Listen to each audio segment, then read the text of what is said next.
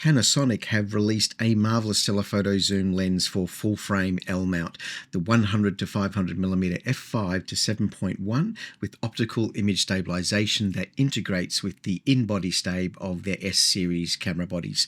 I wanted to test this lens on very small birds that inhabit the parks of Melbourne, such as the superb fairy wren.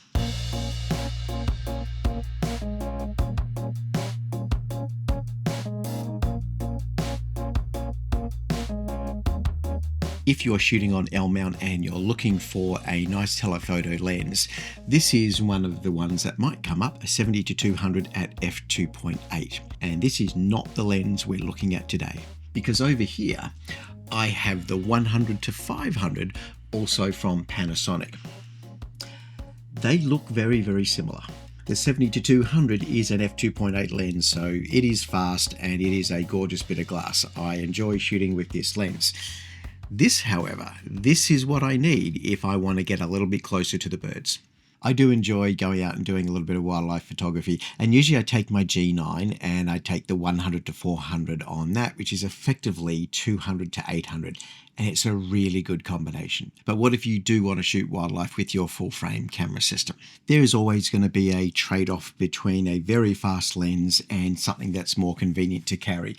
And this lens goes into the convenient category. The fact that it's no bigger and no heavier than the 70-200 is really something. It still has plenty of good features. It gives you very sharp images. It really does. It has the little function button that is on the lens itself, so you can program that to do some specific things. In my case, I love having that to tell the camera to do a near focus instead of going to the back, because often there will be a subject that's much closer, and if the camera's got a lock on something behind the foliage and I'm shooting through layers, and I just use that button to tell the lens to move towards me instead of away.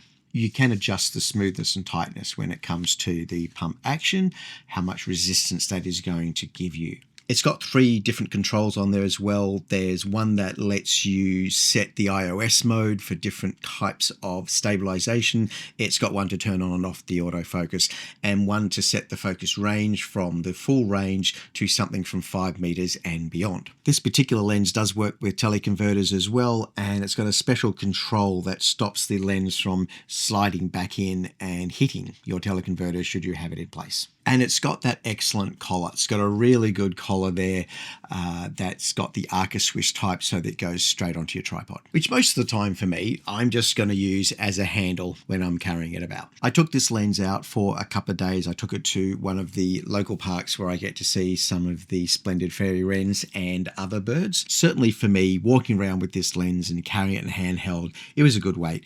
It's not a really light lens, but it's also not a really heavy lens at all.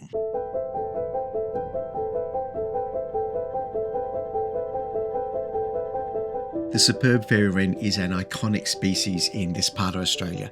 They are full of character as they bounce around the scrub in their little harems. The males present with amazing blue plumage, and there's a lot of competition as we get closer to breeding season, which makes it a little easier to get a couple of seconds to burst some frames. They are an excellent test of any lens as you're pushing to get close enough to such a tiny bird, and you rarely get much time to lock focus before they dash away again. And what we're looking for in these photos is a little of the fine feather detail. That's what we want to see coming off our full frame sensor.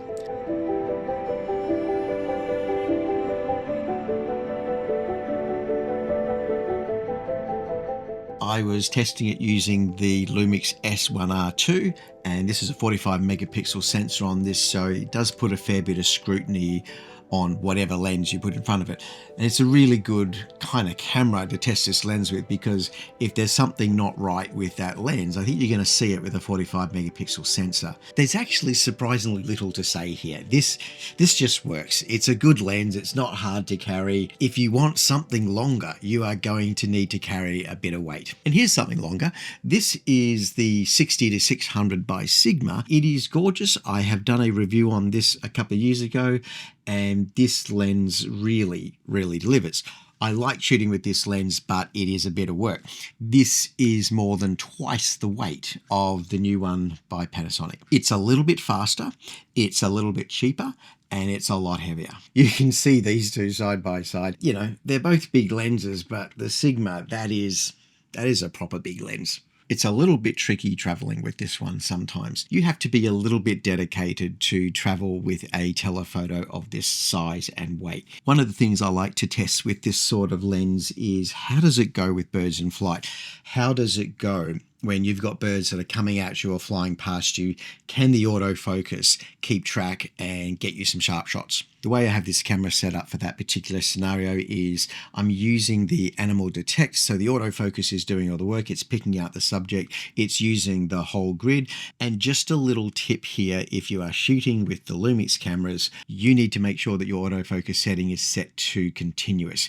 If you have it on single instead of continuous, you won't necessarily get phase detect. So if you are struggling to get the best autofocus performance out of your Lumix S5 Mark II, G9 Mark II or S1R Mark II, then just think about whether or not you're using the continuous focus mode. If you are trying to shoot birds on a branch and they're not flying past you at high speed, then sure, you don't need the continuous setting in that particular context. You can use a single shot for that. The stabilization on this lens is genuinely impressive, and especially for a lens that is so light. You don't realize how hard this thing is working until you accidentally turn it off. Shooting at 500mm will amplify any minor shakes and tremors, so it's a tough test. The combination of in-body stay plus the lens itself works a treat here, and it really makes a difference when you're shooting in close with flowers or even sulfur-crested cockatoos.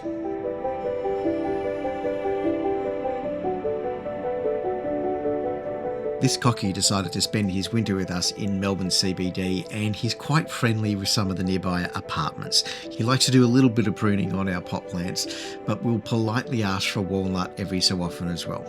It was late in the afternoon when I took these shots, but you can still see the subtle tones in his feathers. There's a little bit of yellow that comes through in certain parts of the body. Usually we go out and chase the wildlife for this sort of test, but every now and then the wildlife comes to us.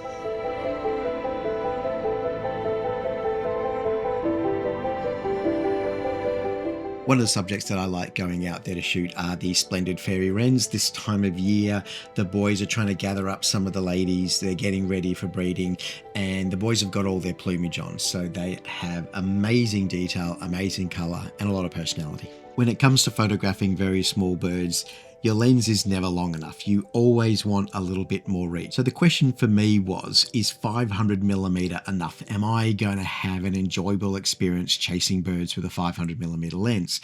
And the answer is yes. I was really happy with my opportunity to get close enough to birds.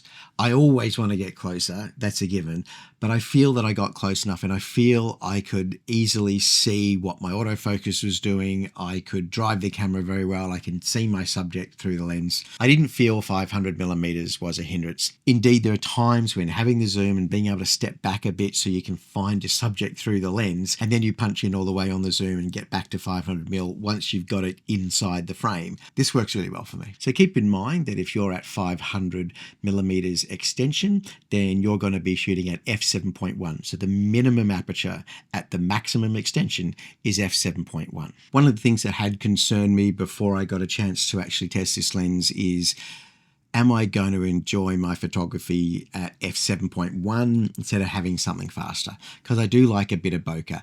And what I'm seeing in my photographs is that there's plenty of opportunity to get bokeh with a 500mm lens, even if you're shooting at f7.1. It's not going to be razor thin. It's not going to give you separation when your subject is in tight with the foliage.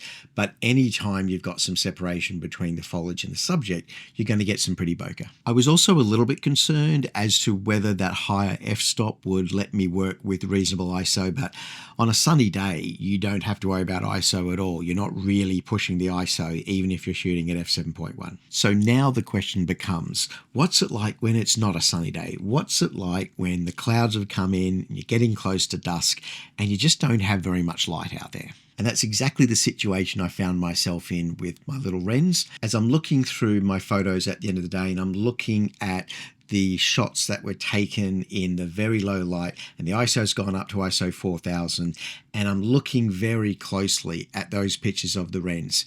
and all the detail is there. The camera's handling it well and the lens is handling it well too. And it depends on how you have your camera set up. If I'm doing birds in flight, I want a fairly high shutter speed. I want something like 0.002 of a second. And even then, that's not always enough. Whereas if I've got a bird that's just sitting on a branch, I can often get good shots at 0.02 of a second. I can't always be sure that's going to give me the shot that I want.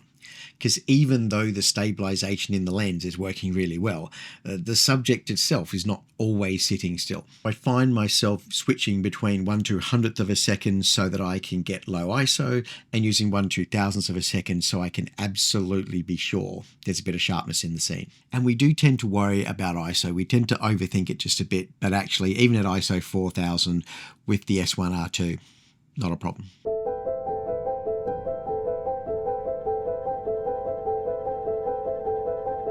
This lens is definitely not a macro lens, and I think it gets somewhere near to a 1:3 ratio, which is still pretty close when you're shooting out at 500mm.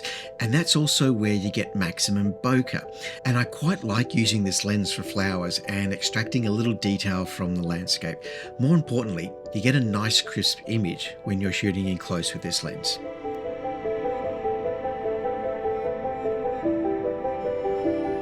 I think this is an important lens as part of the L-mount system. I think it's an area that's been a little bit overlooked. It's been great to have the Sigma, the 60-600, and they've got a 150-600 as well, but they're pretty chunky.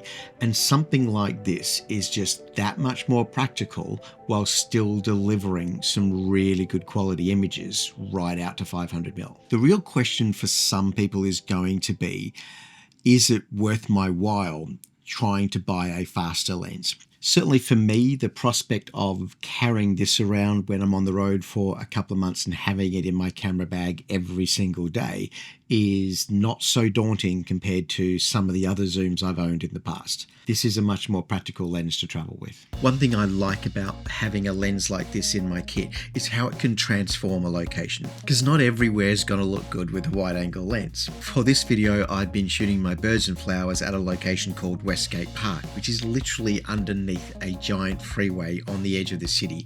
It's noisy and it's loud and it's really just scraps a habitat. It's not a fancy location, but even here there is enough inspiration from nature for us to enjoy it. And with a lens like the 100-500mm, it makes a walk in the park just a lot more lovely.